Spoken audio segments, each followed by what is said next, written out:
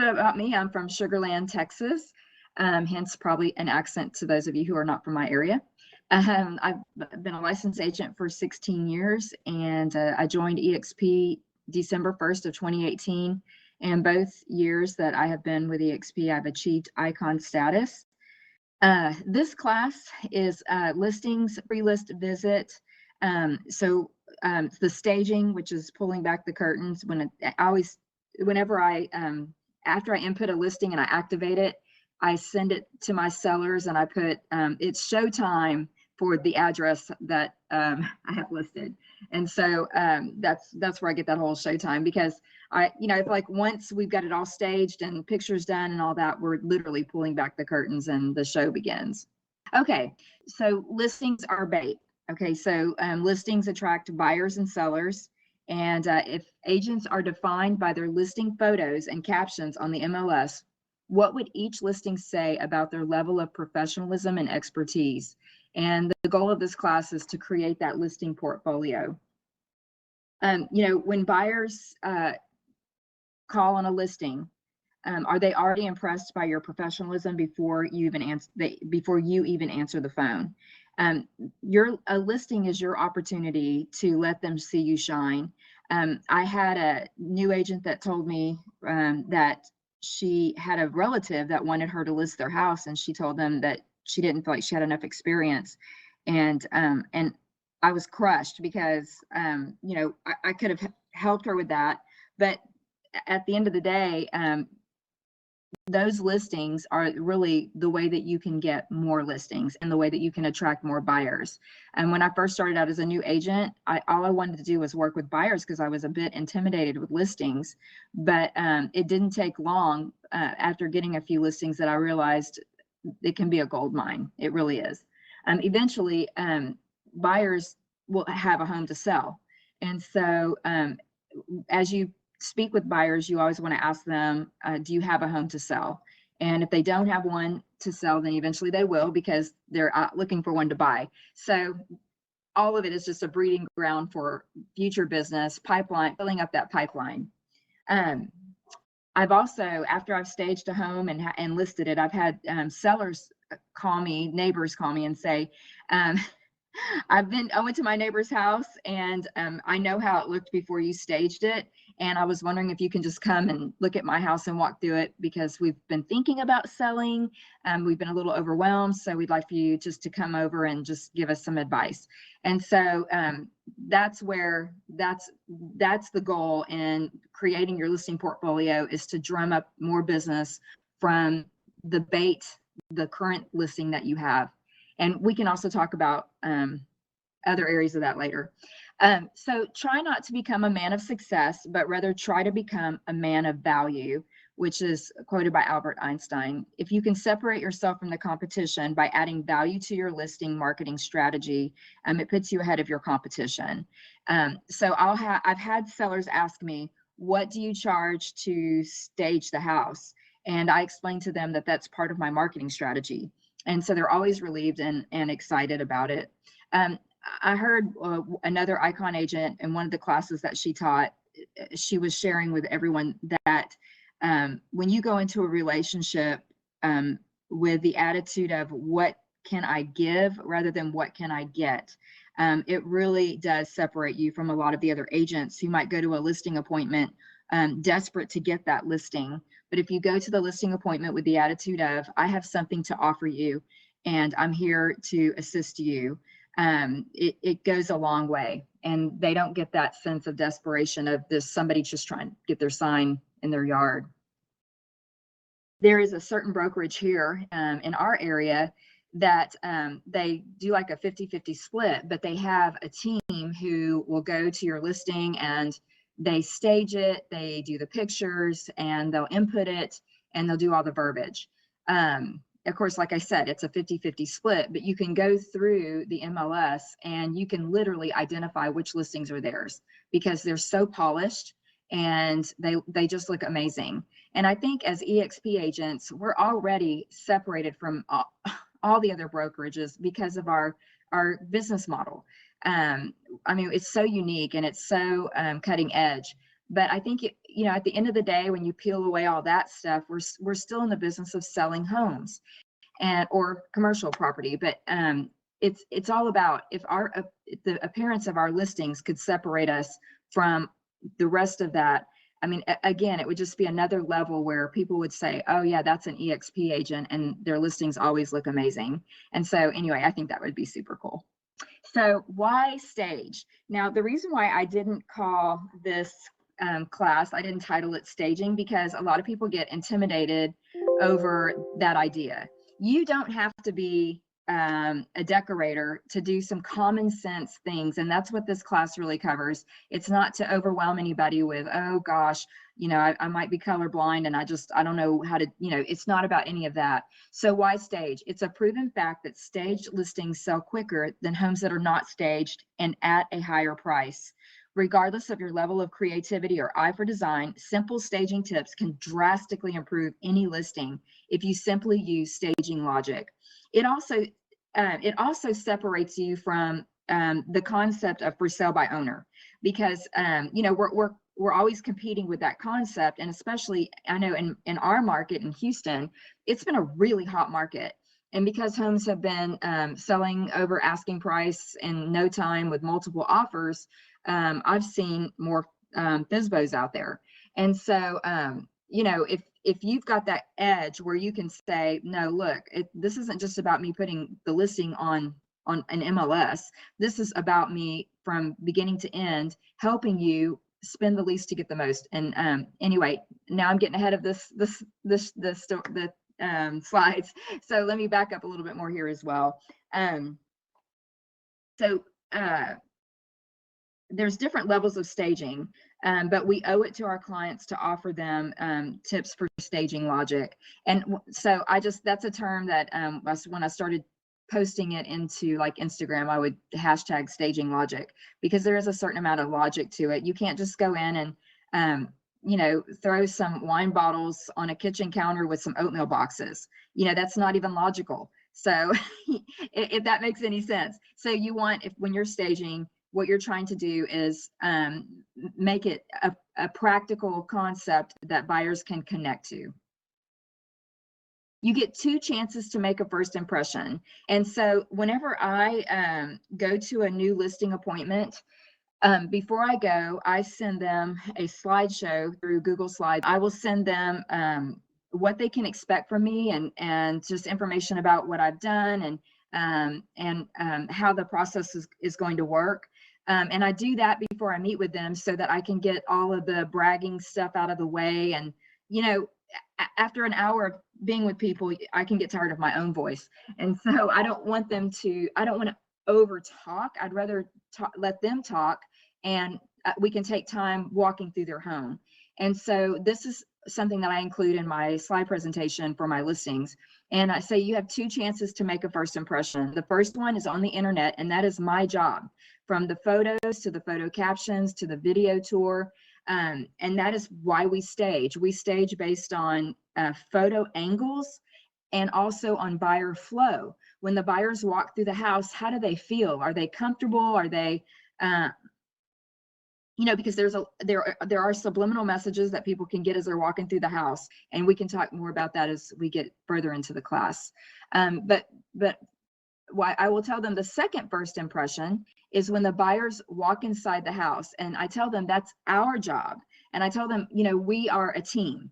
And so the second first impression comes from teamwork, from them cooperating with me on the staging level, and then them keeping the house clean. And like if we're going to have an open house, or the first weekend we list the house, maybe it would be good not to cook extremely pungent foods such as bacon, things like that, so that there aren't any lingering odors. And we discuss, things that they can do so that we really do work together as a team. And it also helps, especially when you're working with a type A client, to hear that, because they want to be somewhat involved in that side of the process. I like to kind of use this analogy if you have a mole and you go to the doctor and say, I've got this mole and I think it's growing, they might say something to you like, oh gosh, we're going to have to biopsy that. And it may be nothing, or we may have to amputate. I mean, they just go through the whole scope of, hey, this is going to be the worst case scenario, you know?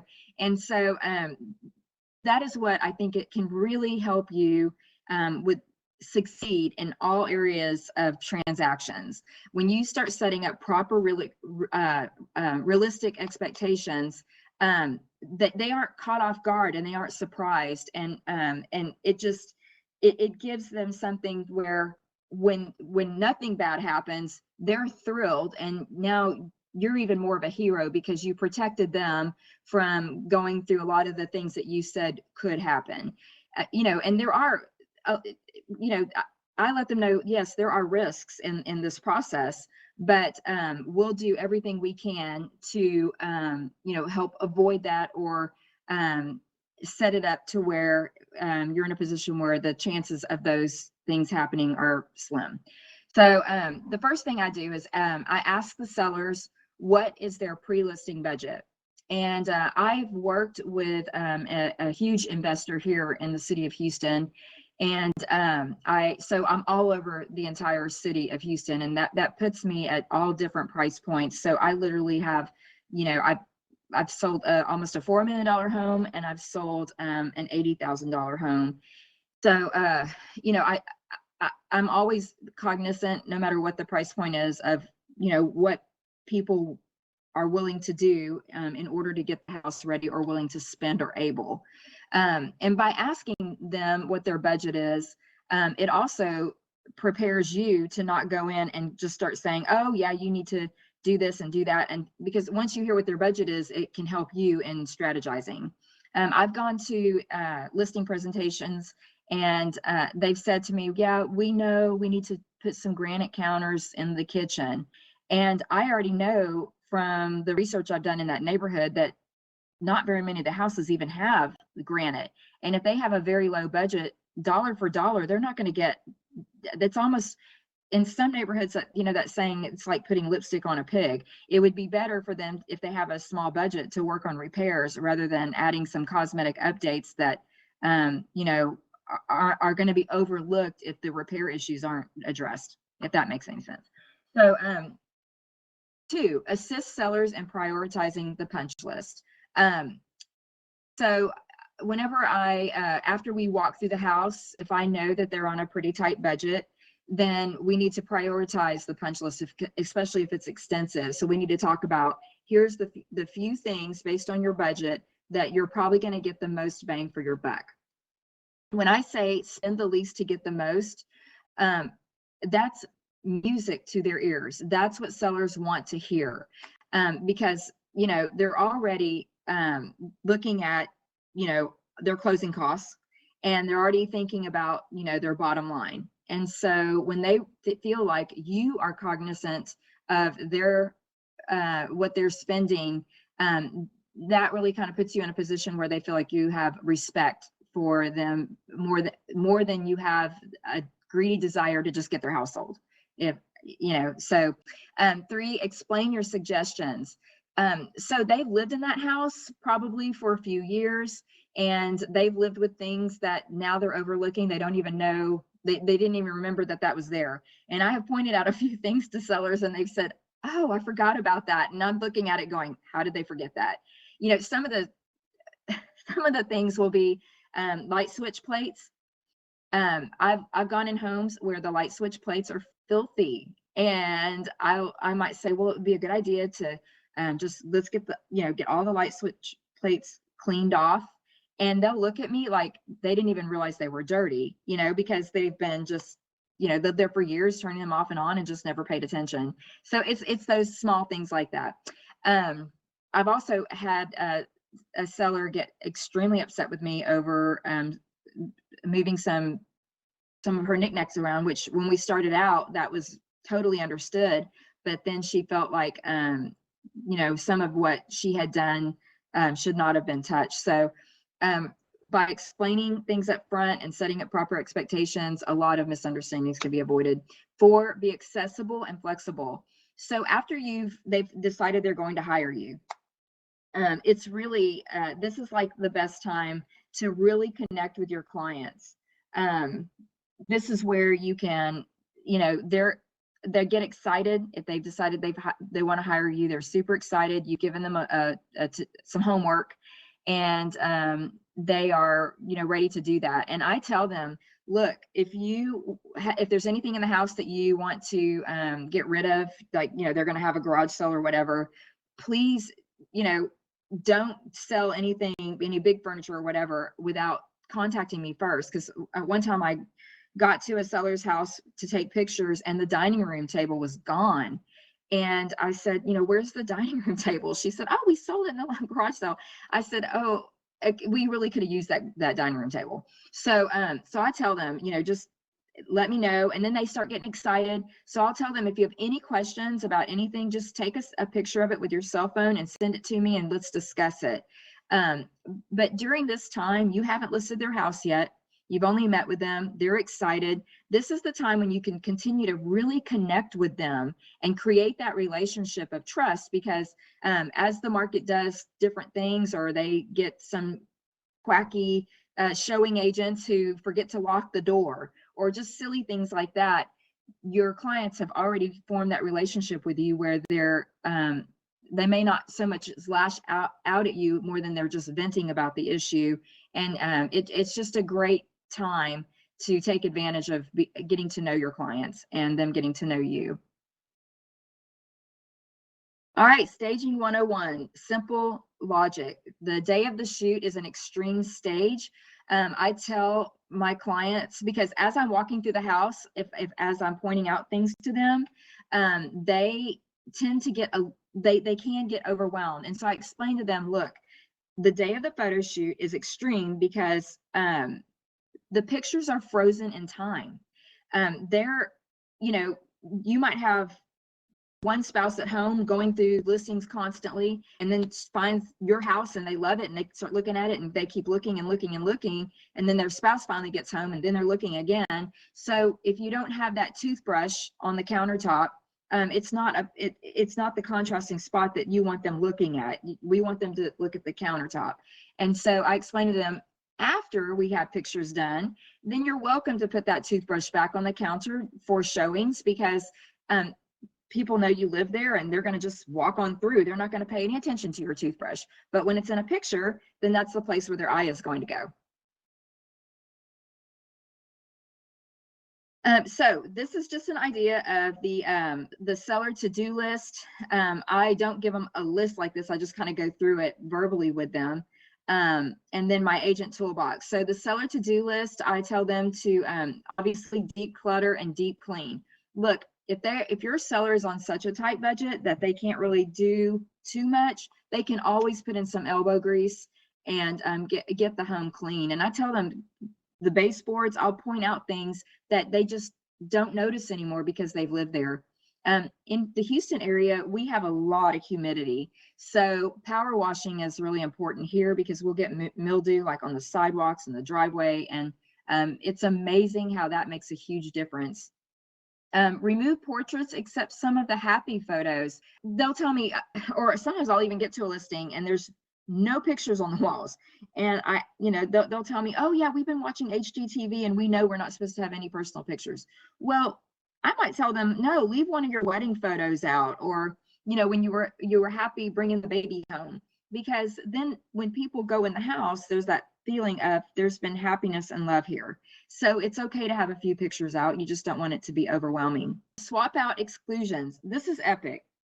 A lot of times I have sellers who have light fixtures or curtains that they want to exclude because they're attached to the property, but they know they don't want to leave them for the buyers.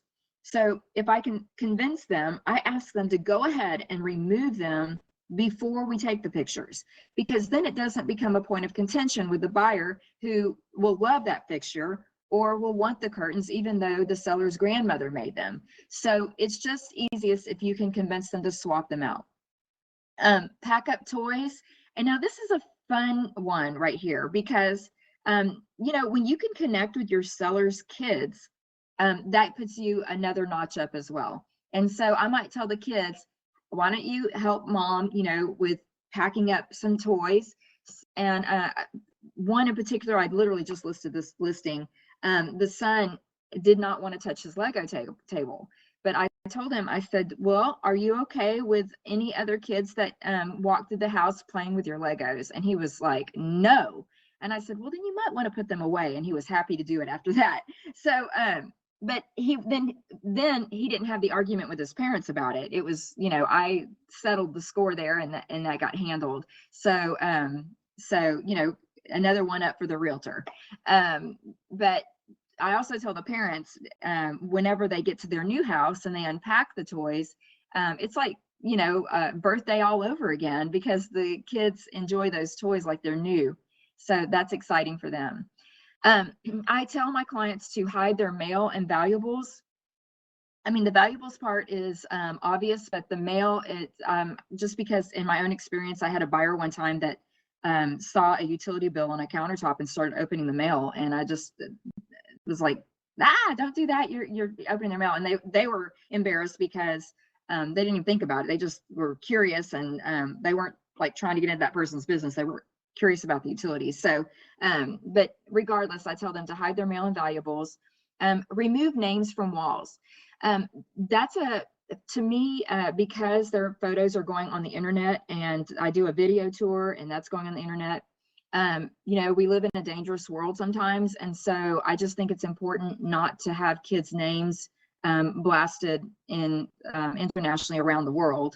And so if it's going to damage the paint, then I will have my photographer shoot angles. You can always photo edit a picture and take the name out, but in the video, we haven't mastered that yet. So I'll have them do the video at different angles to avoid getting the name in the video, because, it would be horrible if the child was outside and someone pulled up and shouted their name.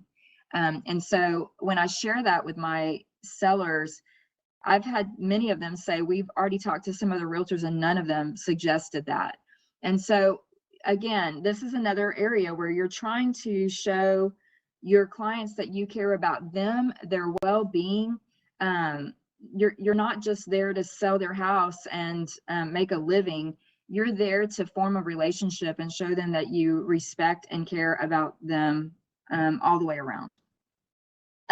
Toilet seats down. Again, your eye goes to the contrasting spot. And I'm sure if you're not new in this room and you've already shown some houses, when you walk into the bathroom, if the toilet seat is up, that is the first place you look. I don't know what it is about that. And so, especially in pictures, it's the easiest thing to do. It's staging logic. Put the toilet seat down. Replace light bulbs. I tell my clients, and this is a very affordable thing, don't put in the lights that take 5 minutes to become bright and the buyer's already out of the room. So put in lights that are nice and bright and consistent. So you don't want a warm light bulb and then a daylight bright light bulb next to each other. So you want that consistency.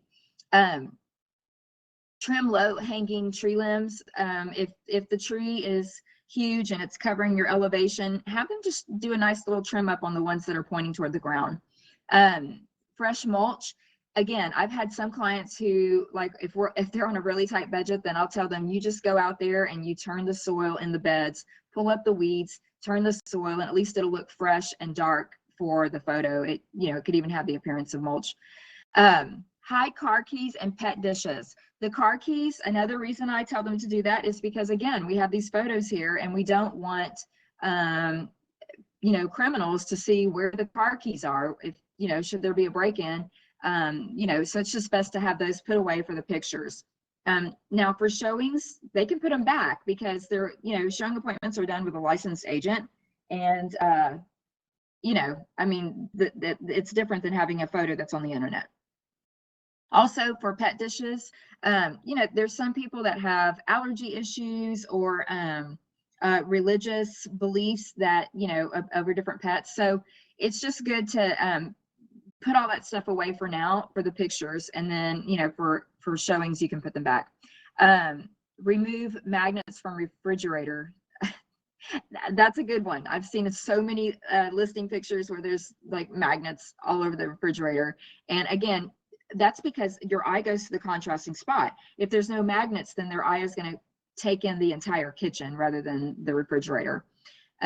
Remove parked cars for listings, remove garden hoses, remove alarm signs, but be sure to put it back after the photo shoot. Remove kitchen and bath mat. The agent toolbox, I'm not going to go too much more into that, but a few things that I can tell you has been great. Definitely shoe covers, especially if you're dealing with different cultures who would really appreciate you not having your shoes in the house. You know, the beginning stuff is obvious, but the Mr. Clean erasers, I do tell my sellers that are on tight budgets to purchase those at the grocery store. It's surprising to me how many people have never heard of them. They are just great to get some of those scuffs off the wall and do some touch up. The zip ties. Zip ties are fantastic for pulling back hanging cords, just to, you know, bind them all together. I also use them when I'm hanging art. You know, if I'm hanging a canvas picture that has a wood rod in the back of it, I'll just put a zip tie around it, and that way I can just hang the nail on the zip tie rather than trying to hang it on all the other stuff with the photo.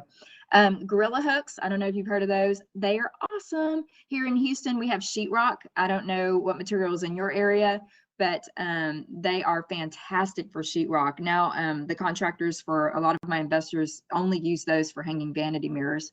The scissors I use for cutting tags off of like comforters and sofas when they're hanging down below, or if there's other things that need to be trimmed.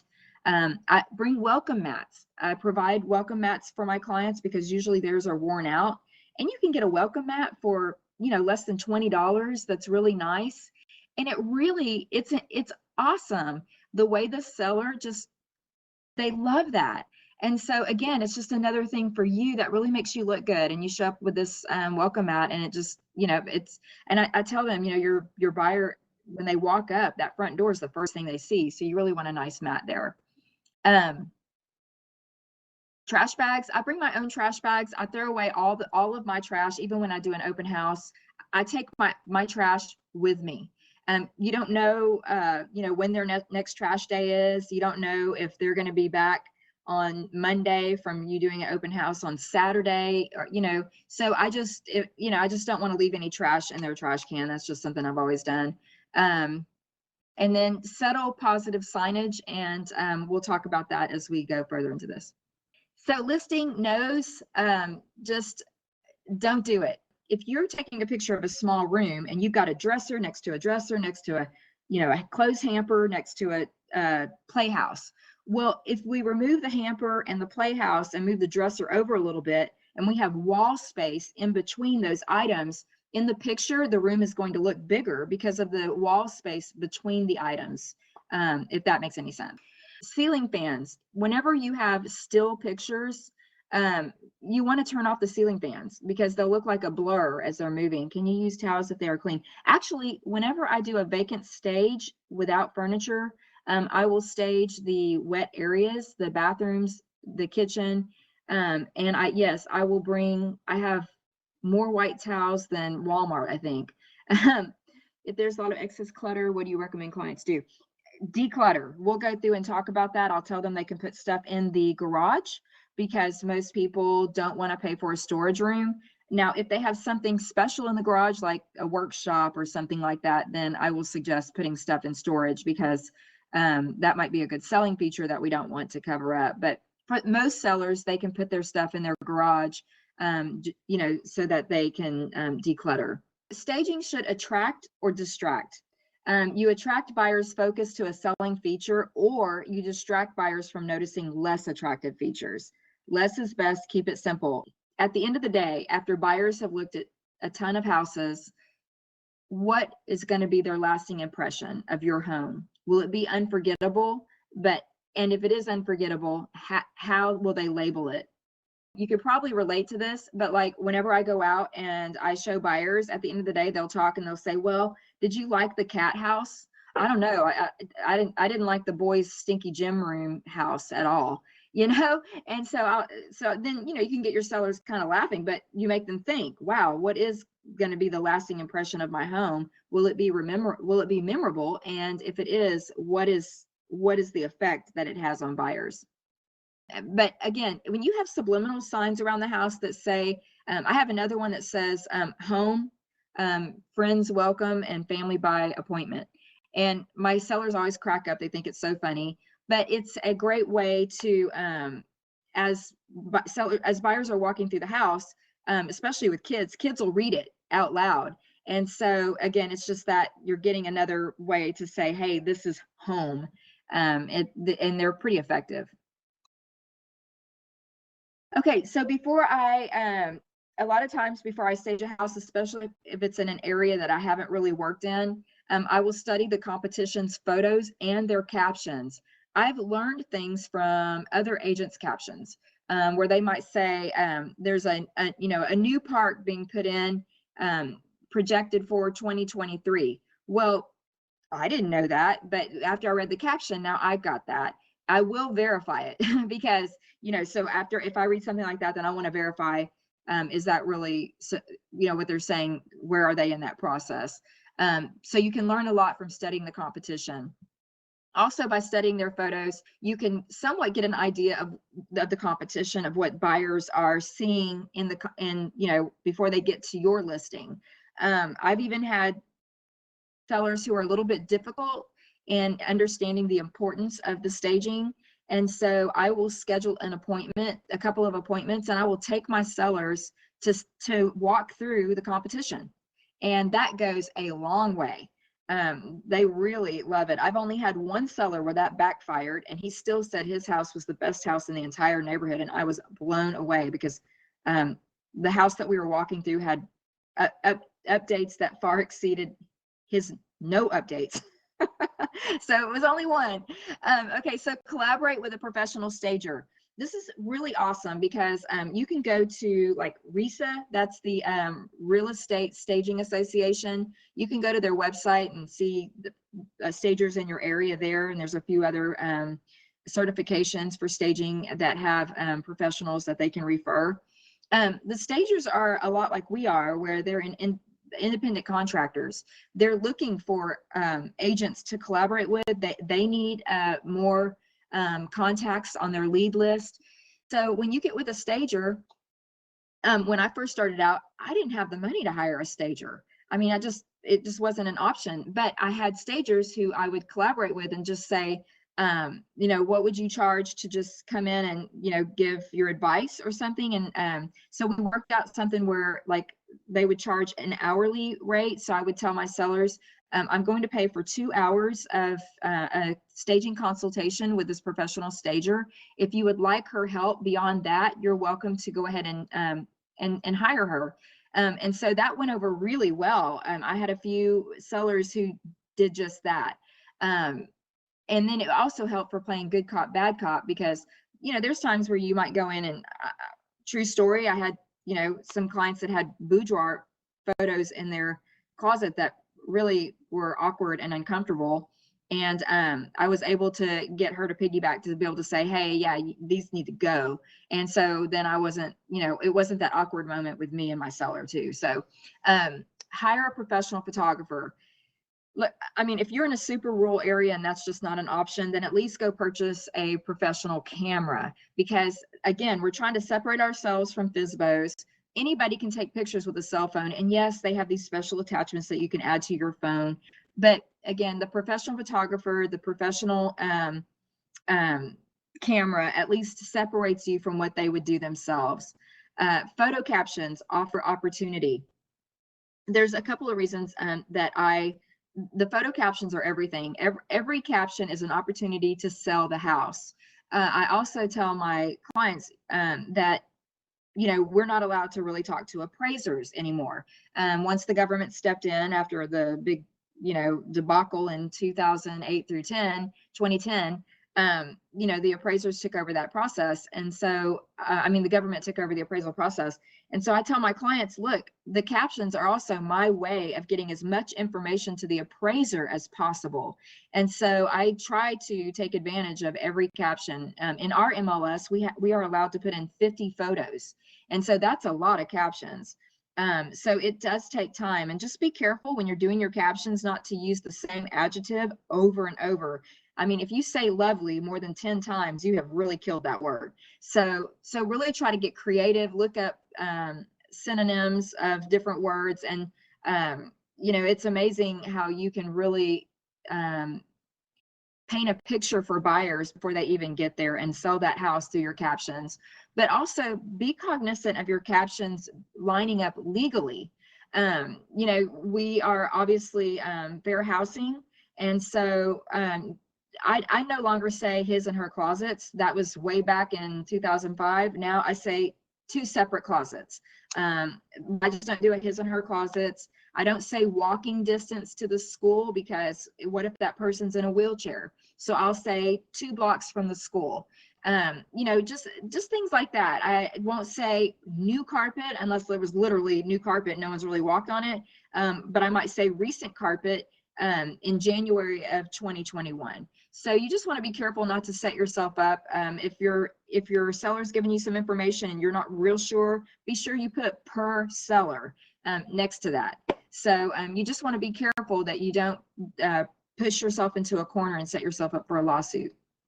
Okay, so to sellers, you want them to have the unforgettable listing remembered for positive characteristics, like I said. To agents, you want to be the unforgettable agent who makes each client feel they are your #1 priority through respect, excellence, and hard work. So showcase past listing photos, your client surveys and reviews. That's the best time when you go to closing. I always say victories at closing. That's the best time to ask your clients to give you a good review. And you want experiences that build your listing inventory. Your listing portfolio is your own customized resume in living color. It sells you after the listing is sold. So even if you have a relative that, hey, I'm listing my grandpa's house for free, well, guess what? That's still a gold mine, because you can take that listing and create more revenue with it. So don't look down on any listing that you can take, because it really can lead to more.